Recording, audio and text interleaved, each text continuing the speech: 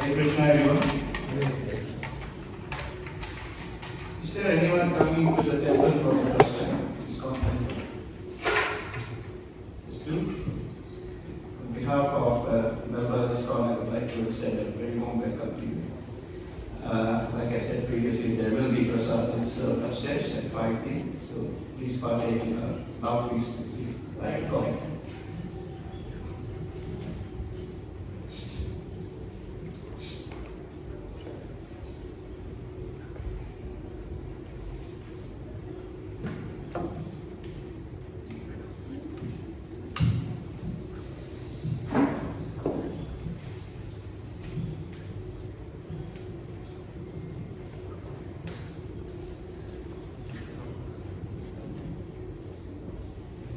Okay, so I hope everyone's had a good Christmas break and resetting in well in the new year.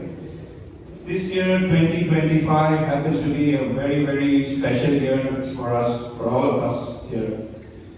Can someone tell me why is that so? That's the trivia question before we start. Any guesses? Yes, compared to? 50 years of Melbourne Temple. Correct. So 2025 happens to be the 50th year of the establishment of the Melbourne Temple, this beautiful Melbourne Temple.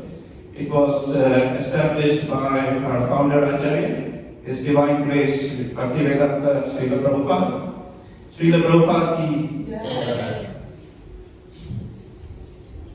So what I'm aiming to achieve in the next 30 to 35 minutes is to give you a sense of what this book is all about. It's the Bhagavad Gita, and this was spoken by Lord Sri Krishna 5,000 years ago, the battlefield of Kurukshetra.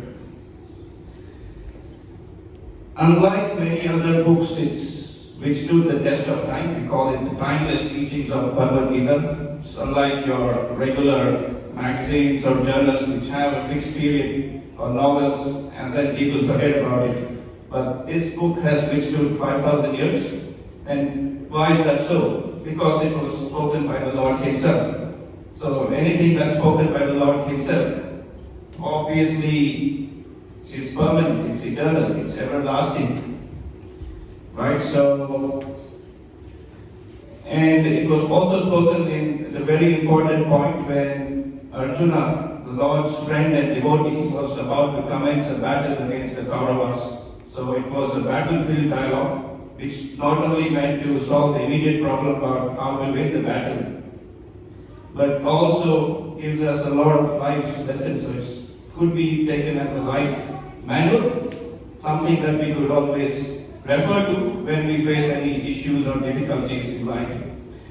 So today's session is going to be very, very practical, right? So it's going to be about some fundamental concepts, some fundamental questions that all of us might be having in our minds. But some of us who come here regularly obviously know the answers, but for some of us who are still searching for the answers, the Bhagavad Gita has those answers. So what are those questions that we usually think of, right? At least I had a lot of questions in my mind. What is it that we are fundamentally seeking in this world? Why are we all here, right? So there should be a purpose for everything. So it can't just happen randomly or by chance. There should be a purpose of people being born, people leaving this planet, and then what happens when they leave this planet, right? So that's one of the questions. The second one being, who am I actually? Yes, we all have a certain name, we go by certain names, we have certain professions, we have certain designations in the office, we have certain relationships with our family, but fundamentally, who are we? That's also something that we aim to address.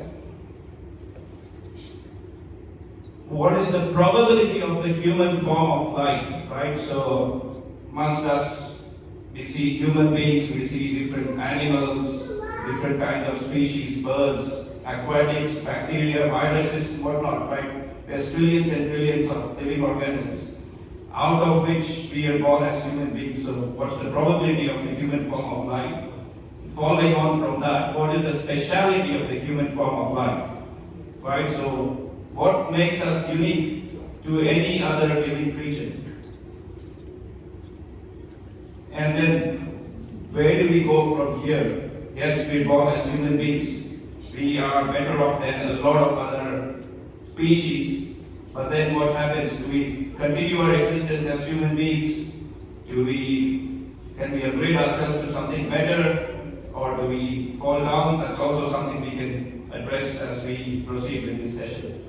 So those are the fundamental questions, right? It's in everybody's mind, and we call it the science of self-realization. It is called. It is a science.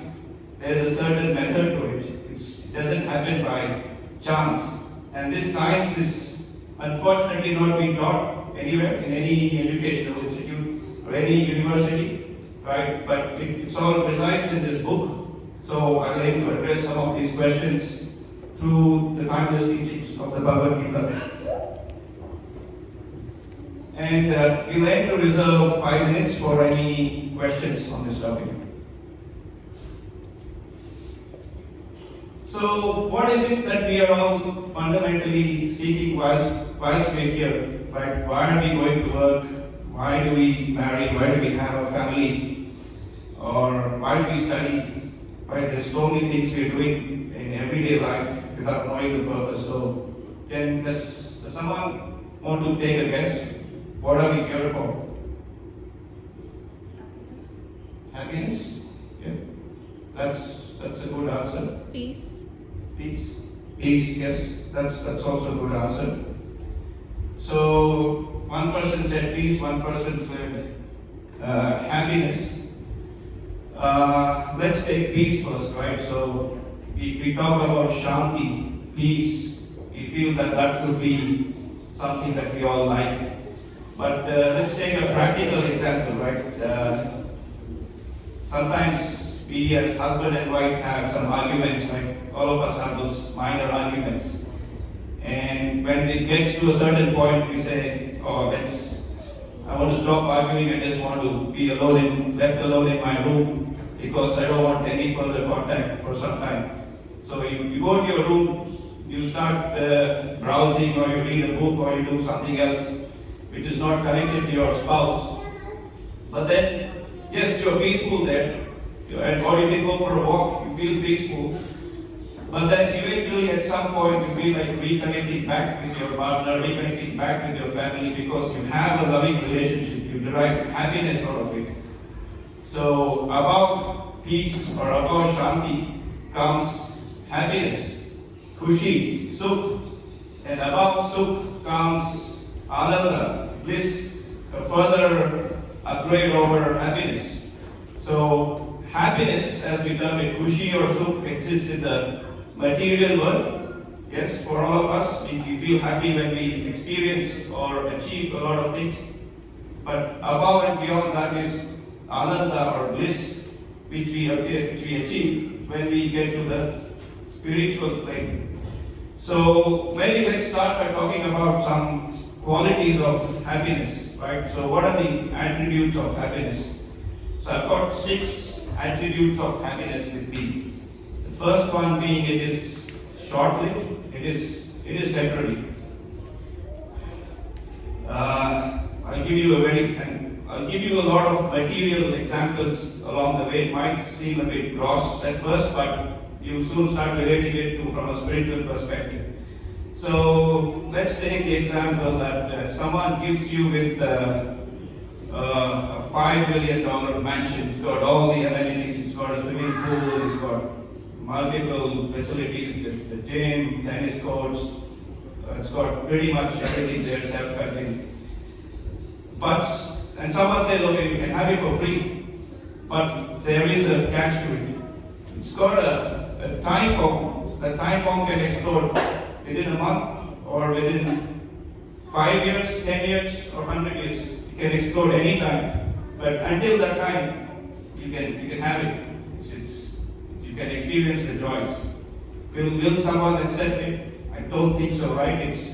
We don't want happiness that comes with uncertainty, some danger or something lurking in the background, right? So we want guaranteed happiness. So this happiness is something that we will hesitate. We don't want to take that because it's got a danger. But we go through so many things in lives, always knowing that there is an end to that happiness, right? And we don't know when that end is.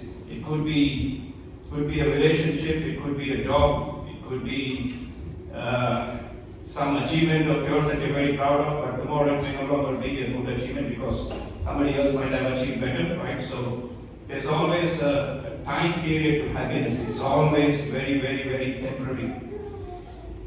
Another example, right? Like who all follows cricket? Don't feel shy. It's okay. You're in the temple, but it's still okay. So cricket, right? Cricket is very, very. We call it mercurial game. Things can happen, things can shift. So recently there was an example when India won the World Cup. This happened just 6 months ago. The team did very well. The captain was the hero. He was literally worshipped like a god across India. Right? Everybody wanted to be like him. And then within 6 months, they lost so many games that now everybody is asking the same question: oh, when is he going to retire? When is he going to retire? And there's lots of media reports coming out. They're not performing well. We want to get rid of the whole team. So just think of this person who was the captain of the team.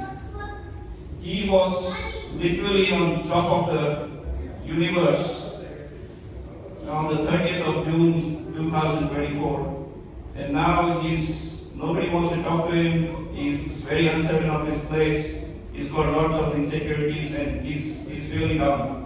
Hopefully they come back, but just goes to show that how temporary happiness can be. Even with celebrities, movie stars, sportsmen, businessmen, it's the same. Whether whatever level your happiness is always going to be temporary to a certain period of time.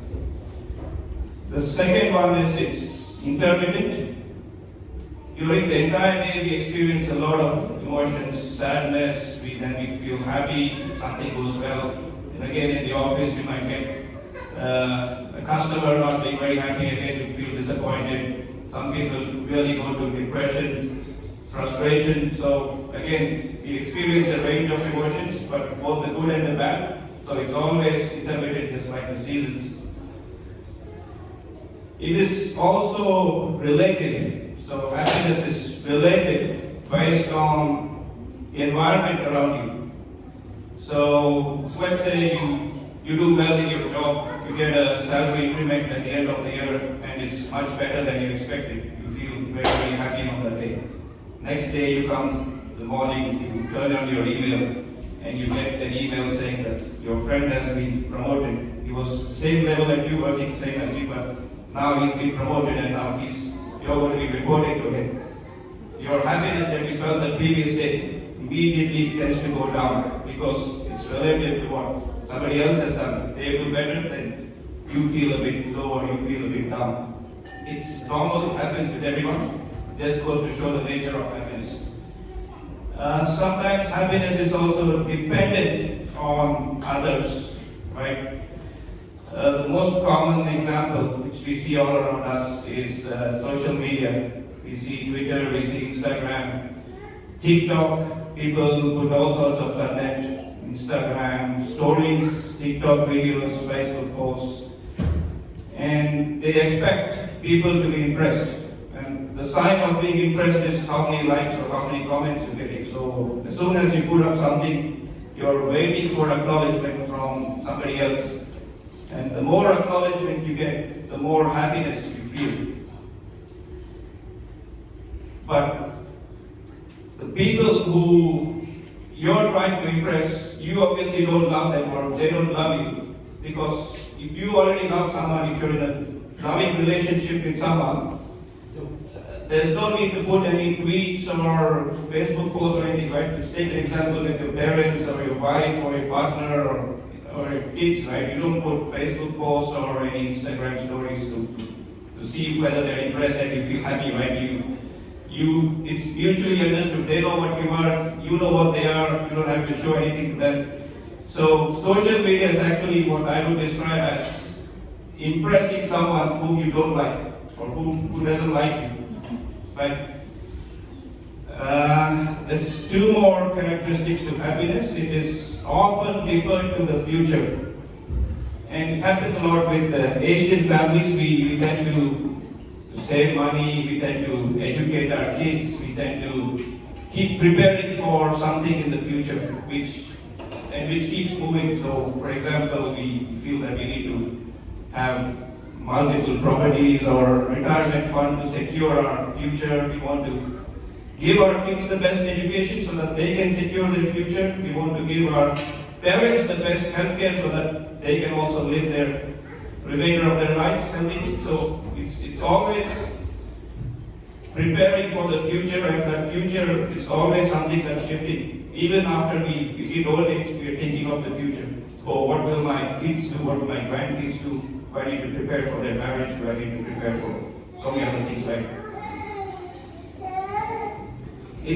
And the last one is, it's often equated to the fulfillment of material desires, right? So, could be anything. Material desire could be as simple as getting a good score in an exam, to sort of buying an investment property, or doing so many things with whatever money they buy, spending time in exotic locations, fine dining, watching a movie, watching a game. And it's nothing good or bad about it all. This whole conversation is just to give you an idea of what happiness is all about and what are those 6 attributes that we are normally associated with happiness, right? But one thing is certain, that happiness in this material world is not guaranteed. But what do we want? We do not want any impediments to our happiness. So day in and day out, we're going to the office, we're looking after our kids, we're giving them a good education, we're doing the best we can to unblock or remove any impediments to our happiness. But as you keep removing impediments to your happiness, newer and newer impediments start to emerge. And that's just the nature of this material world. It has been designed to constantly cause problems or obstacles or troubles, so that you're all the time involved in removing one obstacle after another and just churning through life in the same way. So Prabhupada, in one of his purports, he says, it's called chewing the chew. So many generations before us have done the same thing. Like, imagine someone who's chewed something and he's spat it away and he's gone, right? So we're now eating the same food, chewing whatever's remaining, again spitting it, going away. So many people have come and gone. They bought houses, land, bank accounts, they've left everything and gone. Now we've taken over those land and houses and whatever it is, we're trying to do the best we can. Sooner or later we leave it and go. So it's basically something that's been done and dusted in the past, it's been tried, but there is no permanent remedy to actually obtain happiness. So having said that, now we'll proceed to what the spiritual world offers. And before we go to the spiritual world, we just need to understand what is spiritual. Spiritual is actually two terms, spirit plus ritual. The ritual is done for the spirit, it's known as spiritual. Someone may ask, oh, what is a spirit? What is spirit? What is spirit? So then we come to the difference between matter versus spirit. So this is matter, this table, my stand is matter, the seat where I'm sitting at is again matter, whereas all of us in this room are spirit souls. So what's the difference then? You all are sitting here, you all are aware you're in ISKCON Melbourne, you're listening to me right now, so that awareness is there amongst all of us. That awareness is not there with this table or the floor or this seat, right? So we just spoke about this temple completing 50 years. So many acharyas and maharajas have come, spoken and gone. I don't think this floor or this table, nothing, they haven't absorbed anything, right? So we are conscious, we can absorb, we are aware. So the difference is being conscious versus not conscious. So matter is not conscious. We as spirits are conscious. We've got this awareness. Second difference between matter and spirit. Matter does not have any sense or perception, cannot experience feelings, cannot touch, it cannot see anything, cannot smell. So safe to say, right? None of these things can do any of that. Whereas we can perceive, we can feel, we can touch, we can smell, we can see, we can walk. So that again differentiates us. And when I say us, it's not just human beings, it's all the living creatures. And I'll come to the difference between human beings and living creatures in a few minutes. But for now, just remember that anything that's got sense perception, anything that is conscious is the spirit. Anything that doesn't have this is just matter, dead matter. So then we come to how to create consciousness. How is consciousness created? Matter is created through mechanical processes, physical transformations, chemical reactions. Spirit. Can any scientist create a spirit like a living soul? No, right? We all know that can't happen. They can create everything that we can see as matter that I have earlier defined, but you cannot create a spirit. A spirit is something that's been created by the Lord. It's something that we cannot perceive. It's been created by something that's outside of our sphere of control, because it's been proven that no chemical reaction, no manufacturing process can create a spirit. So, that being said, we clearly know that there is an external force that's governing us, which has created all these spirits. The Prabhupada calls them as spiritual sparks, the way sparks that have sort of come down to this material world from the eternal Lord Krishna. What's the fourth difference between matter and spirit? Matter can be destroyed, right? I don't want to say anything because this is a temple, but I can actually go outside and sort of I can destroy whatever I can. I can take a stick and start hitting a car and it'll destroy it. But what can destroy a spirit? Nothing can destroy a spirit. The spirit is eternal, indestructible. There is a good verse from the Bhagavad Gita, verse 2.23. Nainam chintyanti shastrani, nainam dahati pavakaha, nachainam kledayam dhyapo, nasosayati marutaha. So this actually tells us, the Lord Himself is telling us that the spirit is eternal, it's immortal, it's indestructible. It cannot be destroyed burned by fire, cannot be cut by a sword, cannot be moistened by water, and cannot be withered by wind. So none of the natural calamities can destroy a spirit, whereas any natural calamity can destroy an object or matter. So that being said, now we definitely know that there is a difference between matter and there is a difference between spirit. So matter can change forms, so I can shape matter into different forms. Spirit cannot change, it remains constant, eternal. So coming to the human body, right? So human body is nothing but a mixture of different chemicals. They say that it's 70% of our human body is water, rest is gas, and then of course there's a few elements like phosphorus, calcium, magnesium, potassium, and all of that put together. Actually, one of our scientists had recently done some research and they said that the value of this human body, just the body, if you look at it in terms of its chemical composition, it's not more than $20. That's all it is. But what makes it valuable, so valuable, it's the presence of the soul. The soul energizes the body. Because of the soul, we get all the senses that I just spoke of. We can actually perceive things. So, otherwise, the body is just a mixture of different elements. It keeps changing.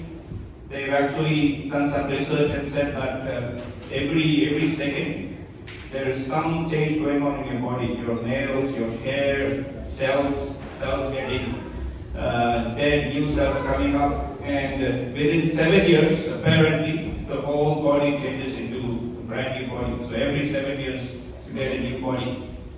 However, that doesn't change what you are. You still are what you are, and that points to the presence of a soul within your body. So, what happens when we die, right?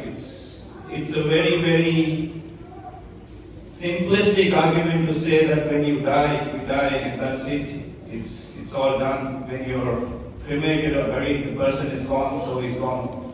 And then we say Om Shanti or rest in peace, RIP, we exclaim, and then we move on to something else. But that's not the case. Like I said, right? Peace is something we all aspire for. But beyond peace, there is happiness. Beyond happiness, there is bliss.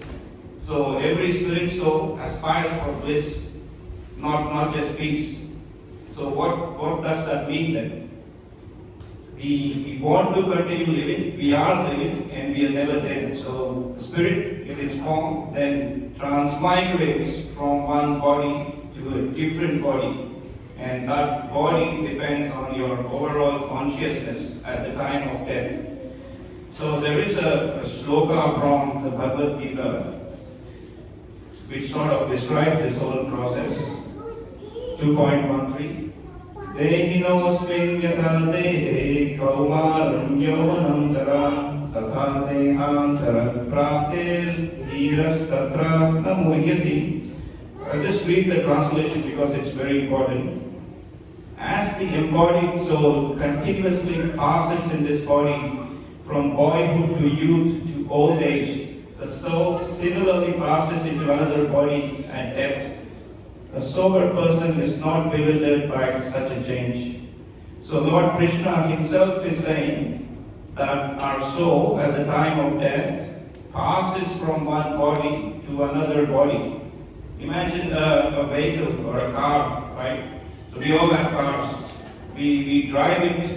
Sometimes if you want to use it till the end of its life, you will, as a driver, you will use it till the end of its life. And then what happens at the end of its life when you feel you can no longer drive it, you cast away that car and you buy a new car. So similarly, the soul is similar to the driver. So the soul is the driver for the body. The time of death, it casts away this old body because it's no longer you can live with it. It's not fit for living. We are actually tenants of this body. It's got a limited duration.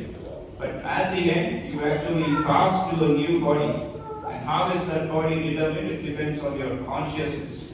And how is the consciousness determined? It depends on your thoughts, your deeds, your actions, and whatever service you're performing towards the Lord. So, we are sort of running out of time, but let me try and summarize what I was actually planning to say for the rest of this session. So let's say I'll give you an example, right? A gross example again. Let's say you want an appointment with a CEO of a large company. Let's say you want to meet Bill Gates, you struggle to get an appointment, goes on for years and years and years. And finally, he's very, very happy with your perseverance. He says that, okay, I'll give you an appointment. Just quickly ask me for whatever you want. I don't have time. I'll just give you one appointment. You ask me for whatever you want, right? So someone who's very, very childish, who may not understand how Bill Gates operates, might just go and say, "Oh, can you give me this the latest Microsoft Surface Pro, and I'll be very happy with that." What's Mr. Bill Gates going to say? He's going to feel insulted. This guy has been chasing me for years and years, and this is all he wants. He's just wasting my time. So he'll just give it to you and be done with. But whatever you gain nothing. Similarly, so the way one would approach Mr. Gates is, if you really want to make an impression on him, then you would study whatever he's doing. You study all his businesses, and when you meet him, if you're really, really ambitious materially, you would, what would you say? Say, I want to become your partner in one of your businesses, or help me set up a business, we can do something together, or give you a prominent position in your company. So you will be very, very ambitious when you meet with him. Similarly, when we come to the temple, right, a lot of us, me included, sometimes tend to ask the Lord for small favors, almost as if he's our order taker. Oh, give me a good job, or give me a promotion, or help my son pass his exams, or help me buy a good house, or help me get some stability in life. Now, all these are valid desires, right? So it's nothing wrong or bad about it, but if you want to be really ambitious spiritually, then you should be asking for something more from the Lord, which He can give you. He's got everything in His power. So, Akshay, do you want to say what would you ask? Given an opportunity.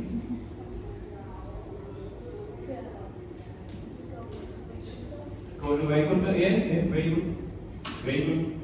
So that's a good question. That's a good answer. So I've sort of made some notes on what we could ask the Lord, which will help us not only in this life, but will always help us in the journey of a soul. Right? So one of your, this is just an example, right? And I have no authority. So you could say, okay, help me control my mind and conquer my desires. Because that will not only help you in this life, it will help you in your journey of your soul in your next life, in the next life, and ultimately you can go back to God. You could say, remove any undesirable thoughts and habits. Like in ISKCON, we've got 6 desires and habits that we typically want to get ourselves free from: ignorance, pride, anger, greed, envy, and lust. You could also ask for opportunities to serve you, using all my senses. My body, my hands, my intelligence, everything that's in my disposal, I could actually use it to serve the Lord. So that's another way of praying. One more could be, help me associate with pure devotees, sadhu sangha, make them my friends, so that my friend circle is safe. It's like a ring fence to protect me in case something bad happens to me, I won't fall down. Could be, give me some more intelligence to acquire spiritual knowledge, to ask the right questions, to read books related to spirituality. It could be actually telling the Lord, I have been so forgetful for you for so many millions of years through my journey through 8,400,000 species.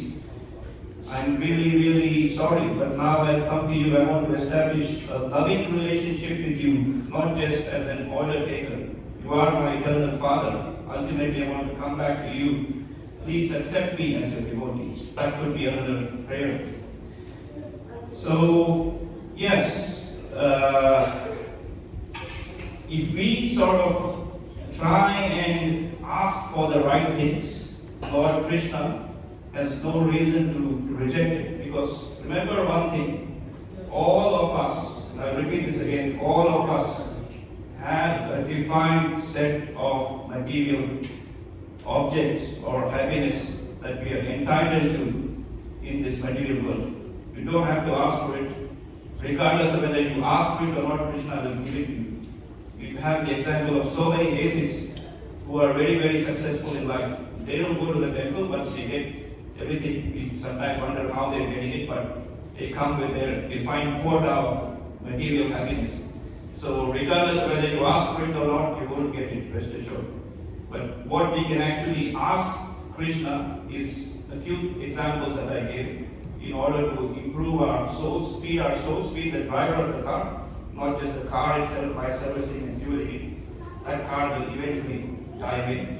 But feed the driver and you will be successful not just in this life, but for all your future lives.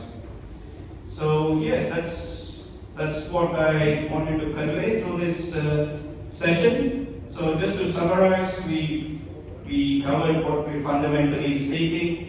We covered who am I? We are the spirit, not the body. Why are we here? Yes, we're here for material happiness, but whilst we're here, we've got a great platform to set us up for success by getting onto the spiritual plane and praying to the Lord. What is the speciality of the human form of life? We have the intelligence to ask the Lord these questions. I don't believe any animals or any creatures can ask for this because they are so much busy with even looking after their own survival. So we are in this very, very fortunate position as a human being. And then we covered where do we go from here, what happens when we die. So I covered that very, very briefly, but I'll just take a minute. Where do we go from here? So our ultimate destination is to going back to the Lord's eternal abode, Goloka Vrindavan.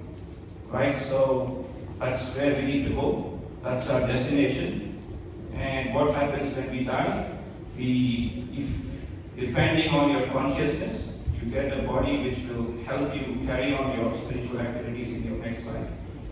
If your consciousness isn't up to the mark, if you are fully immersed in material activities, the God will give you what you want. He will give you a body fit to enjoy those material activities, which means that you still keep chewing the chew, like I alluded to earlier. So yes, that concludes this session. We'll just finish with one chant of Hare Krishna. Hare Krishna, Hare Krishna, Hare Krishna, Hare Krishna, Krishna Krishna, Krishna Krishna, Hare Hare, Hare Hare, Hare Rama, Hare Rama, Hare Rama, Hare Rama, Rama Rama, Rama Rama, Hare Hare, Hare Hare. Hare Krishna. Any questions? You can spend 5 minutes for it. Any questions from the group?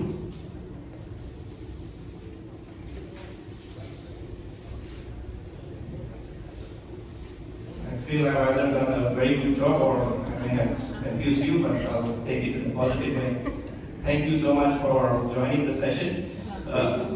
Yes, so Vrishni Vamsi Prabhu is here, so if you can do a round of chanting with him, that would be very much appreciated.